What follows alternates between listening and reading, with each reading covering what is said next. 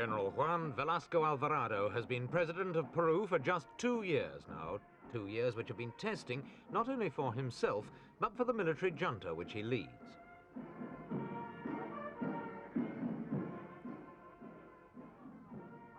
Within a few months of coming to power, these officers had brought sweeping changes. The American-owned oil company was nationalized, trade and diplomatic links were established with Eastern Europe, and a campaign was launched against corruption and immorality.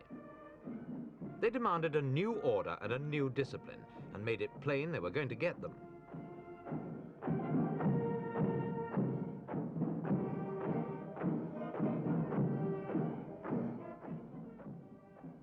In Latin America, military juntas are usually protectors of the local ruling class.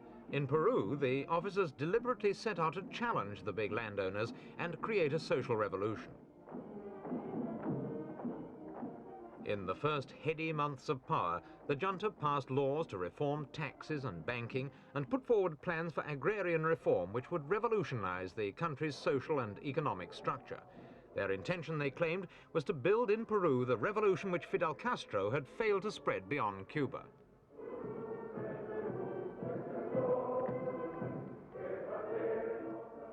In Peru, as in most of Latin America, the army has always had as much to say about politics as the politicians themselves. What was surprising was not that the junta stepped in, but that it chose to do so on the side of the radicals, or at least of the reformers.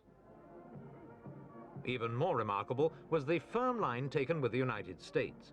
Not content with seizing the American oil installations, the junta sued the company for nearly $700 million in back royalties, not far short of Peru's total debts. But boldness of this sort is not without its dangers. Peru is nearly bankrupt and depends on America to buy almost half its exports.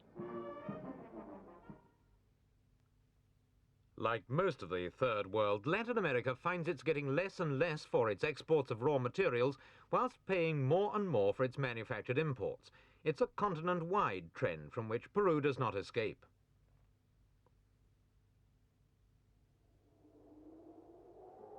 Agriculture in Peru extends even into the bleak desert plateau of the Andes, but productivity is low and the country has to import 90% of its grain and 40% of its meat.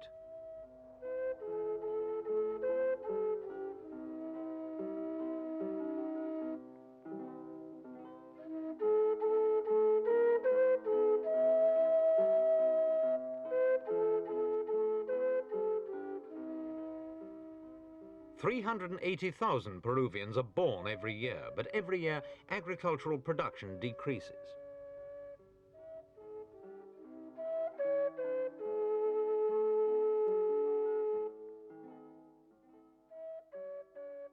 Forsaking their natural habitat, pelicans come to the cities in search of richer pickings. In just the same way, the mountain people of Peru descend on the capital, Lima. The pelicans die, but the mountain folk find life of a sort in the shanty towns stacked round the city. 1 million people live in Lima, more than a quarter of them in conditions like these. Poverty in the cities and in the countryside is so great that the only remedies worth applying are radical ones, and the military understood this. This, for example, is Casa Grande, one of the huge private sugar estates at which the government's agrarian reforms are aimed. In fact, this is the largest agro-industrial complex in the world. At 1.8 million acres, it's larger than Holland, and it's owned by one family.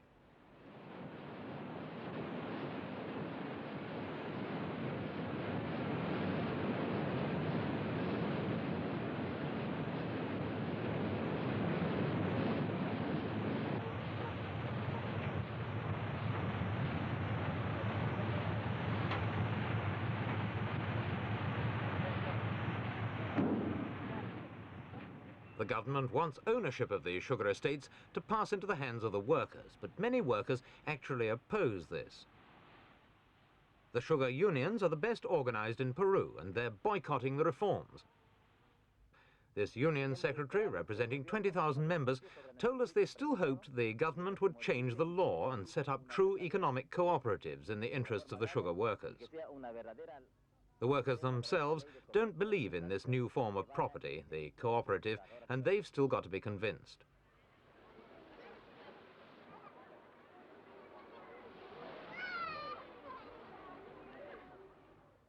This was confirmed by a second unionist who told us they'd no guarantees that they owned everything because they had a debt to pay. The Minister of Agriculture himself had said they'd have to pay for the land, and so they assumed they'd only become landowners once the debt had been paid.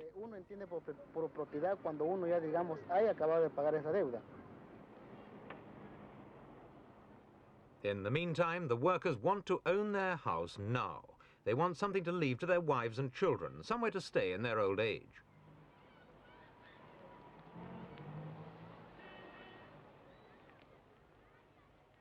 Every family has between 4 and 10 children. Every one of these doors is a house.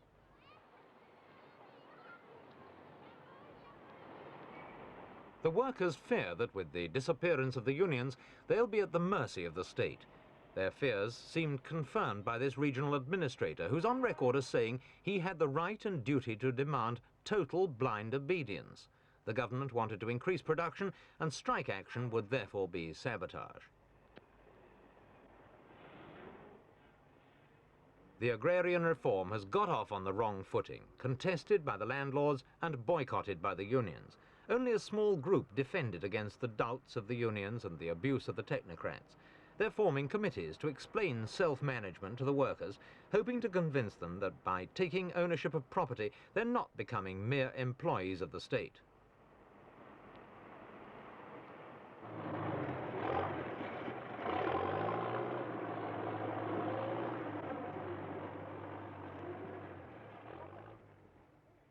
For the cameras, the macheteros, the sugarcane cutters, saluted the agrarian reform law. But when we asked them how they felt about their new role as landowners, they were less enthusiastic. One man told us he could neither read nor write. People told him about what was written in the little books about the law and the reforms, but he'd no idea whether they were reading what was actually there.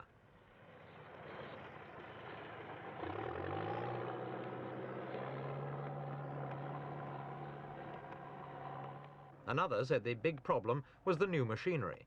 500 macheteros had already been made redundant, and there was talk of another 500.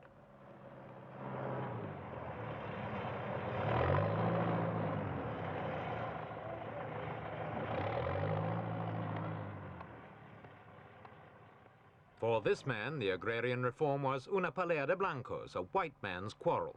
By this he meant that the Indians, as always, would have to accept what the whites in Lima decided on. Yet the Indians now account for over half Peru's total population. For them, a true agrarian reform would mean getting back the lands the Spanish conquistadores snatched from them 4 centuries ago.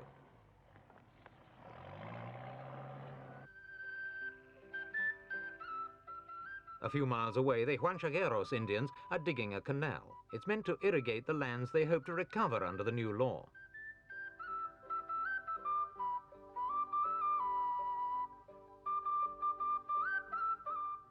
In typical Indian fashion, the work's being done collectively by the whole community. But this is a sad and ironical remaking of history, for the Indians may see their land snatched once again from them. Shovel in hand, the schoolmaster explained that under the new laws, the community had claimed from 80 to 100 acres per man. But the community lost the case, and the schoolmaster blames corrupt local officials. Sale perdiendo la comunidad. Ellos se venden por el dinero, ya que estos señores le sobornan con dinero. It seems then that the Junta's new morality has yet to reach the provinces, but the idea of profitability has travelled much faster. We asked one administrator whether he'd give the land back to the Indians, and were told that it was out of the question. Their production, he said, is lower than ours. They're classed as fishermen, and fishermen they'll remain.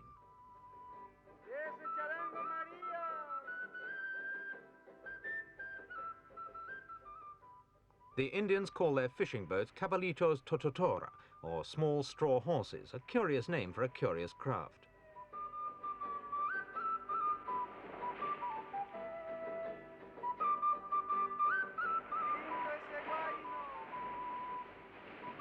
The boats are not as frail as they look. The fishermen sometimes stay out 2 days on the open sea on them. When they catch large fish, they have to tow them back on the end of a fishing line.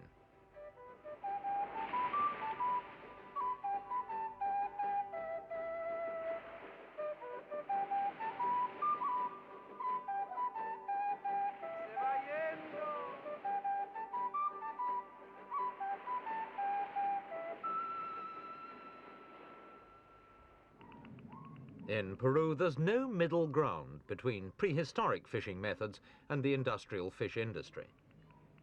This is Chimbote, where factories reduce anchovies to powder. Peru's the world's largest producer of this rich protein flour, which goes to feed many a European cow.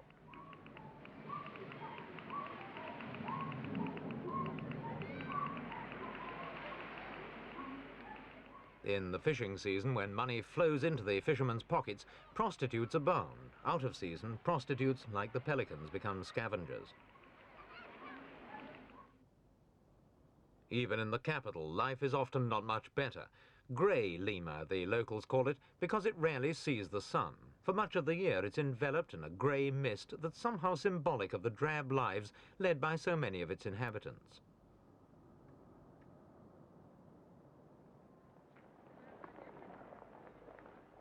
Peddlers and street hawkers are deemed unsightly and have been banned from the city centre, but some continue to peddle their goods, which they disguise as parcels. The military government's passion for order, its idea that everything should look tidy, is likely to be applied next to Lima's traffic.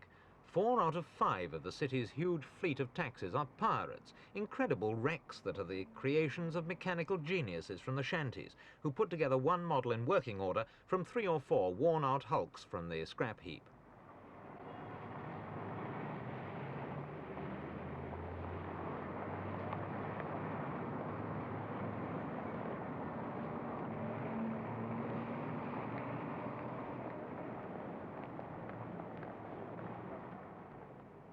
Cannibalizing old cars is not the only form of enterprise among the shanty dwellers. The authorities estimate there are 2,000 clandestine factories in the slums which get their raw materials from all manner of garbage and junk. Behind these walls flourishes a whole range of shanty industries, from confectionery to clothes. Each of Lima's 37 shanty towns has its own speciality.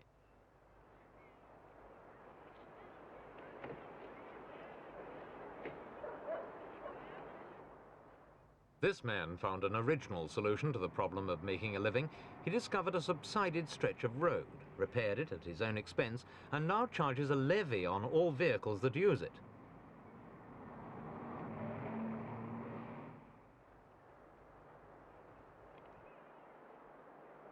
For those who can't find any form of work, crime has an obvious attraction. 5 years ago, Lima had the highest crime rate of any capital city in Latin America, and since then, delinquency has risen by 85%. In the environment of the shanty suburbs, the foundations of a criminal career are often laid at an early age.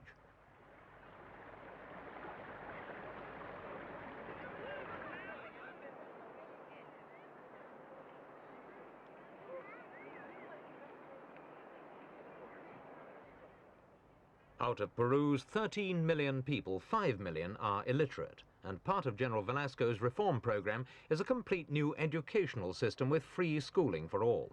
In the rural areas, new schools will be closely integrated with the land reform program. In the past, only the sons and daughters of the ruling elite were given an education, often in expensive private colleges. The result was to perpetuate the inequalities of Peruvian society.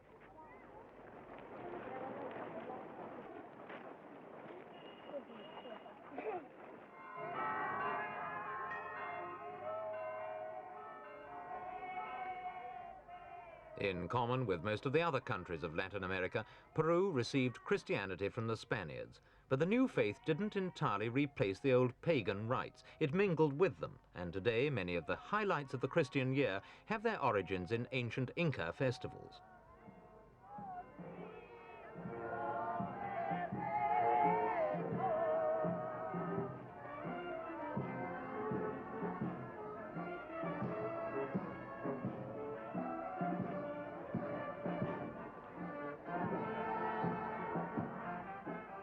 As recently as 10 years ago, the Catholic Church in Peru was regarded as reactionary, lending its support to those conservative elements in society which believed that the threat of communism could best be met by rigidly preserving the status quo.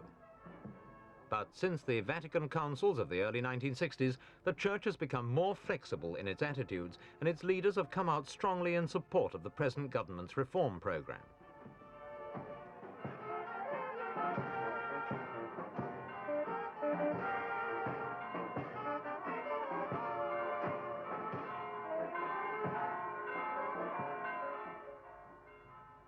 The combination of a reforming government and a liberal church is the most formidable front which has ever been put up against Peru's forces of reaction. It'll probably be highly effective as long as it can hold together, with Catholics and left-wingers continuing to shoulder the same burdens.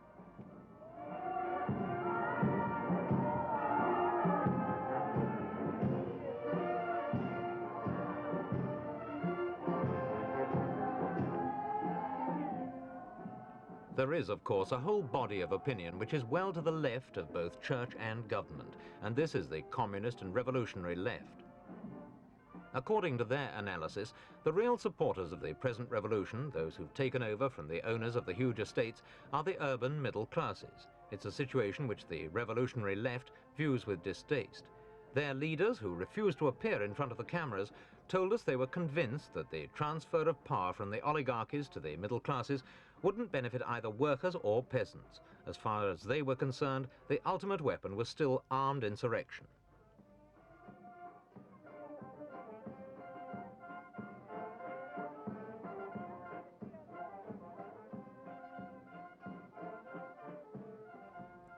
After 2 years of power, it's now easier to assess popular support for the military government.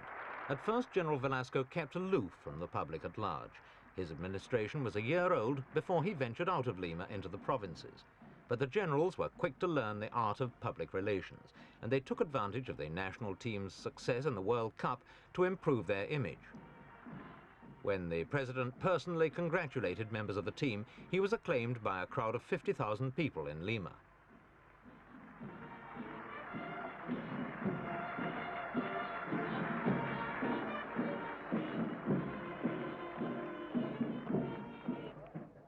"50,000 people celebrating a sporting victory is one thing. 4,000 angry copper miners marching on the capital is quite another.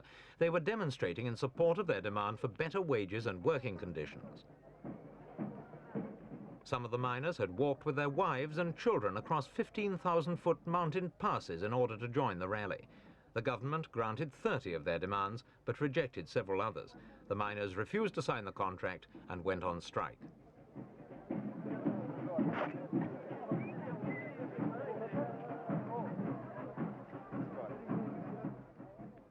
The government's response was to stop them with tear gas and bursts of machine gun fire. A few miners were injured. Over 500 were arrested.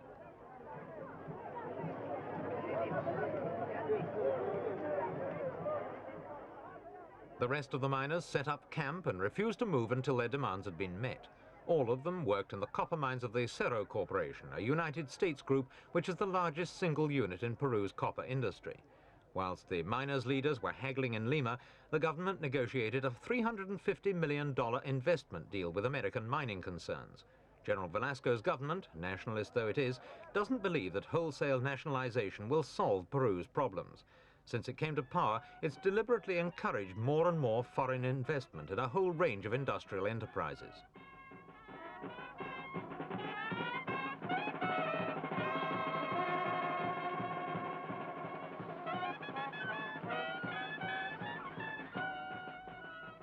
This confrontation between miners and the government showed that the generals are determined not to let any particular section of the population dictate to them, not even the lower classes in whose interests they seized power in the first place.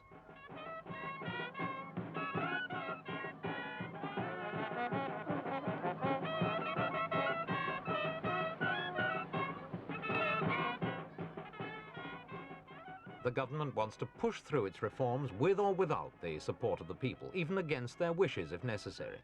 Is it possible? The revolutionary left says no and daubs its protests on the walls of Lima. Paco Montclure is an editor of a left-wing journal.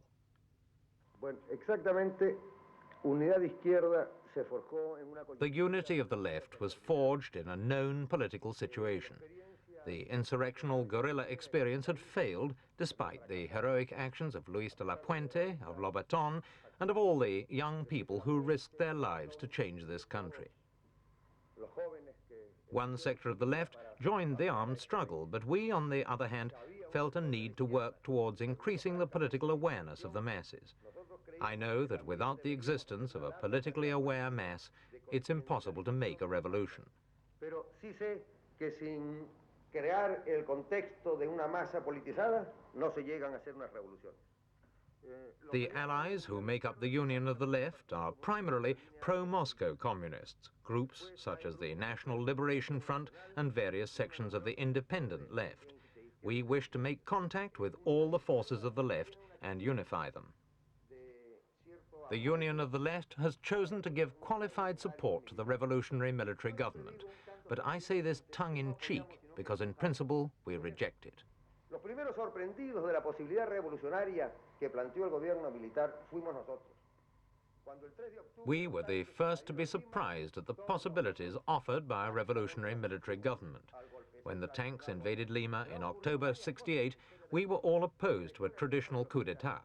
But certain things have happened in the history of Peru and of its army which realized that from a purely professional point of view, it was lagging behind the armies of neighboring countries. Del ejército peruano era el ejército chileno, el ejército colombiano, el ejército brasileño, el ejército boliviano. The Peruvian army realized that to catch up with Chile, Brazil or Colombia, they would have to modernize this country.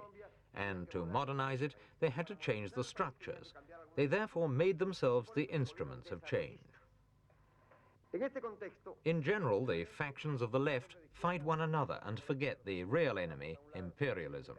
I have always called upon comrades of all tendencies to set aside their minor doctrinal differences and concentrate on the one fundamental aim. The revolution must be aimed at North American imperialism.